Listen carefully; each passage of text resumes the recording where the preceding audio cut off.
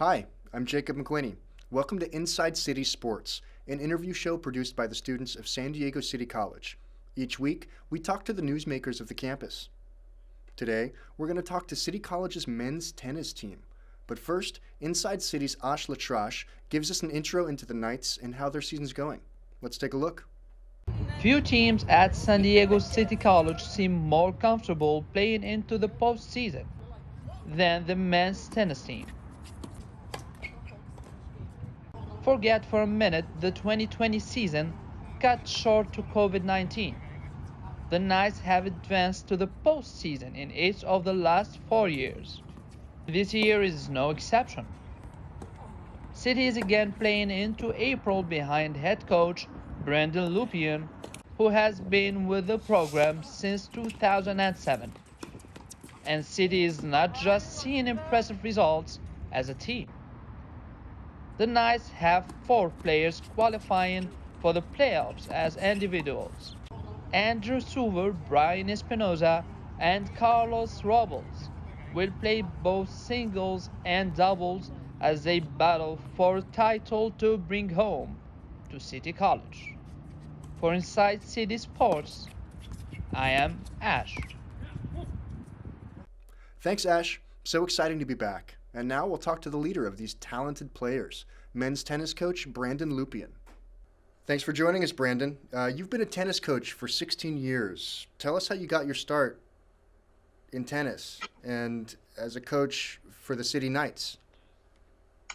So tennis is one of the things that I just kind of grew up around. I come from a long line of family tennis players and locally in town.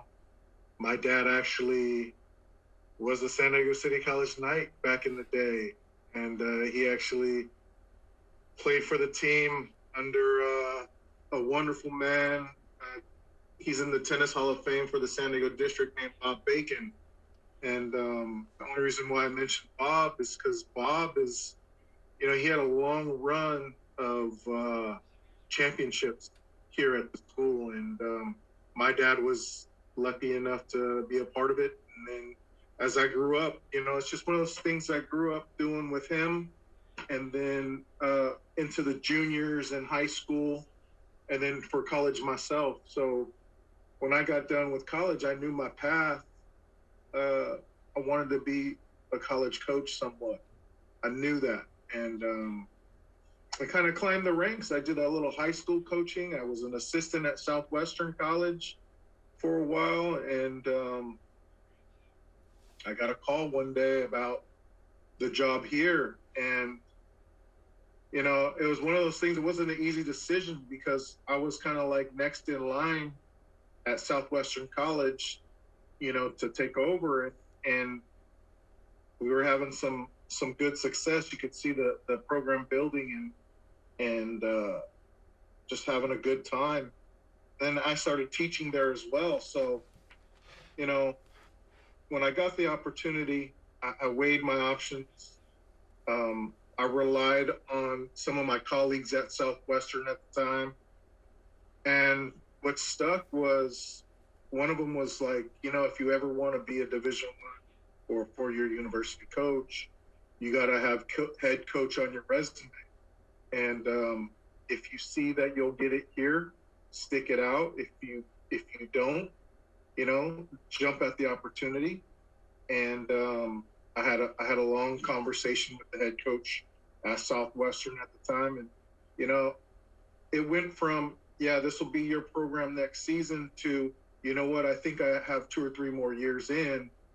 And then at that point, I was kind of like, opportunities are in front of me, and I'm going to jump at it. So I met with Cassie Macias, who was the athletic director here at the time. If you know Cassie, or those that do know Cassie, she was a college basketball coach. So along with being coach, she is a very good, strong recruiter. And she laid out a path for my succession here. And it was just kind of too good to pass up. Did I expect to be here 16 years later? Not exactly. But every year since that first day, it's just been a blessing, and I'm just thankful to her, and I'm thankful for everyone that's come through the athletic department and are still here while my during my time here. So it's been the right decision 16 years ago, and I'm very excited for the future. That familial connection really seems to have helped. The COVID-19 pandemic led to the cancellation of the last two seasons. How does it feel to be back after 2 years, and how is the eligibility of athletes affected? Yeah, that's a very good question. I'll tell you, at the time, we were just grinding, and we were having very good success um, leading up to it. And I believe we were like 7-1 record-wise, and the momentum from the last couple of years had been building and continuing through that season. And then we're driving back from Santa Barbara, and I get this call, hey, this, and this might be going on, and we'll play it by ear. And then the following Monday, I get an email saying everything for the next couple of weeks are going to be postponed. And I'm like, okay, we'll be postponed, and in a couple of weeks we'll be back at it. So at that time, I was actually the interim women's coach as well, along with my duties as the men's tennis coach. So I was doing dual roles, and I just tried to communicate the best I could with the kids. There was some confusion on my end. There's confusion on their end, and nobody knew what was going on. So,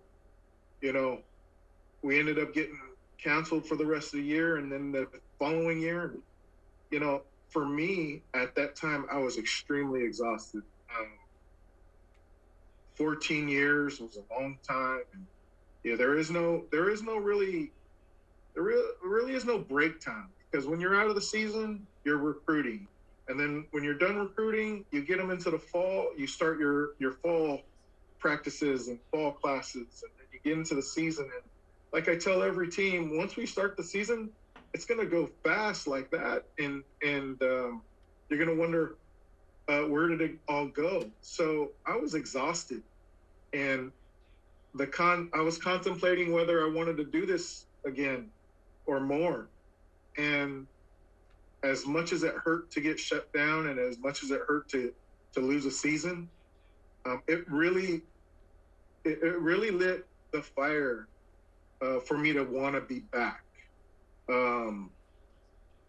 Call it just a hiatus and a rejuvenation of wanting to be here and wanting to go through the grind and stresses and all that. But it really gave me the energy to be back and want to be back and share whatever I can with my student athletes, and hopefully guide them to be great human beings.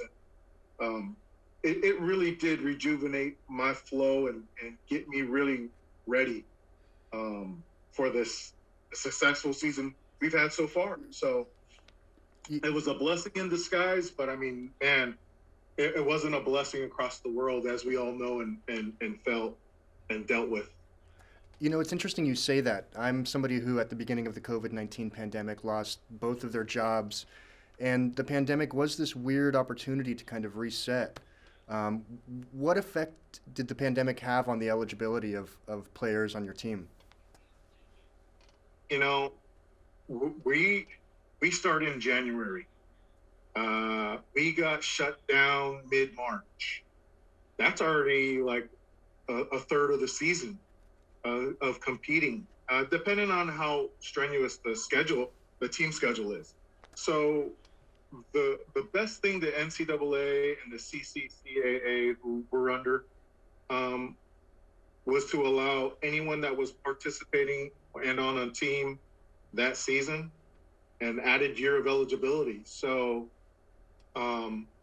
it didn't count against them, because I think both parties understood the importance of where each and every one of these student athletes were at the time, and what it means down the road. So allowing them to have that extra year back was huge for developmental purposes, matriculation purposes, graduation purposes, maturation purposes. So, it affected everyone in different ways, and at least in this way, it was a positive versus a negative, and I'm grateful for it. And I'm sure many student athletes are grateful for it, even now as we move forward and get through this. It's no secret that tennis has stereotypically been a predominantly white and affluent sport. And that's not really necessarily what one thinks of when they think of National City, where you grew up, or City College in particular. How do you feel your background has impacted your experience coaching and playing tennis?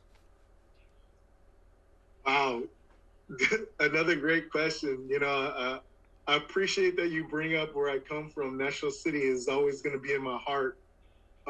As I even moved out of the city, is how we put it. But yeah, tennis is a country club sport. It always has been. But institutions like the USTA have tried to do their best to address like inner city grassroots programming. And I necessarily didn't come up through that, but I've had plenty of players throughout my 16 years that have, and that's been huge. It's been huge as far as impacting lives in the inner city, and not just allowing it to be a country club sport. I think, there's so many stereotypes about when I took the job here 16 years ago. The department, the buildings that surround the department aren't what they were back then. And it used to be called the dungeon. So just to let you know, San Diego City College has grown as East Village, downtown has grown. And it shows in the type of student athletes every sport here is getting. It shows in the kind of students we're continuing to get at this college. And as the community's grown and as just the surroundings have grown,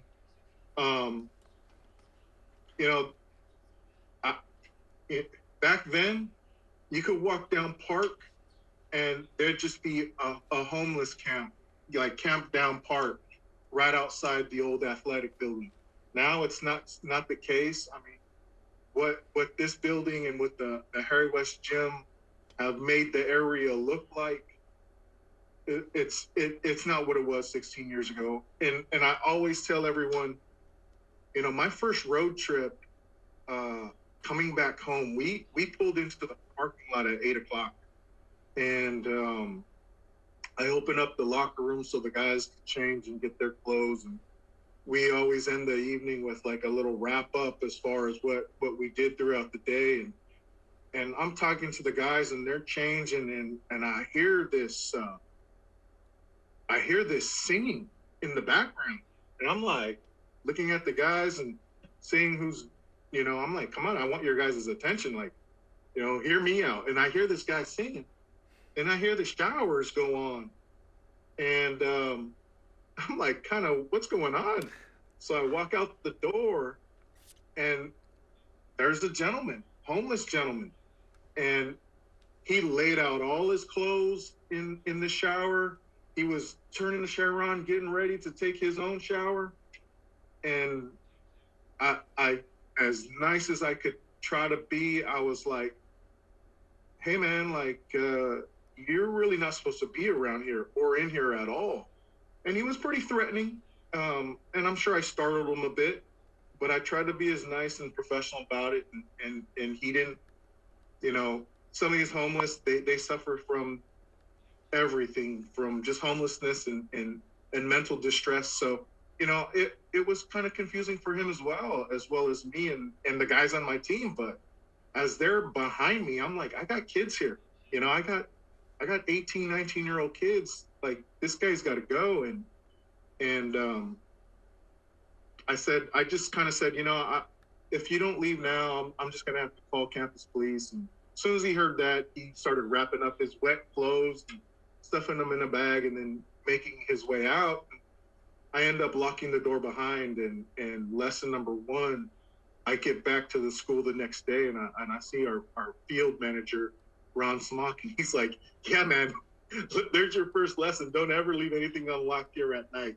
And I could attest to it. So, things have just definitely changed in 16 years, and the perception of what City College was and is now is totally changed all across campus.